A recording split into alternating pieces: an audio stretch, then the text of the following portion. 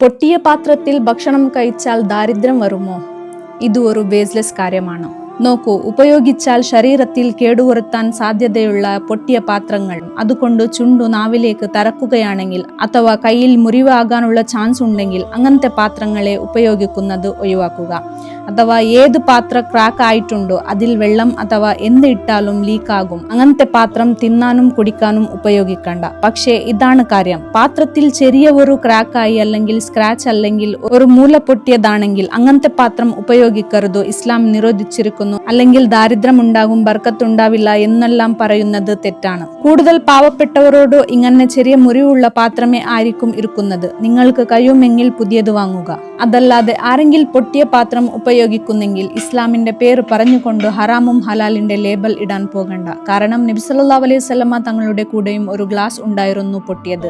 നബി സല്ലല്ലാഹു അലൈഹി വസല്ലമ തങ്ങൾ ഒരു സിൽവർ വയർ കൊണ്ട് അതിനെ കെട്ടി ഉപയോഗിച്ചു കൊണ്ടിരുന്നു. പിന്നീട് സ്വഹാബികളുടെ കൂടെയും നല്ല ക്വാളിറ്റിയുടെ പാത്രങ്ങൾ ഉണ്ടായിരുന്നില്ല, പകരം കൂടുതൽ പൊട്ടിയതാണ് ഉണ്ടായത്. അതിനെ തന്നെയാണ് അവർ ഉപയോഗിച്ചു കൊണ്ടിരുന്നത്. ഒരു പക്ഷേ നിങ്ങളുടെ കപ്പ് അഥവാ ഗ്ലാസ് കുറച്ച് പൊട്ടിയതാണെങ്കിൽ ആ ഭാഗത്തിൽ നിന്ന് കുടിക്കുന്നതിനെ ഒഴിവാക്കുക.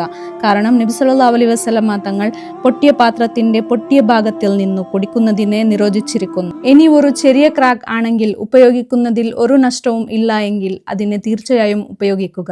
ബല്ലിഗു അന്നി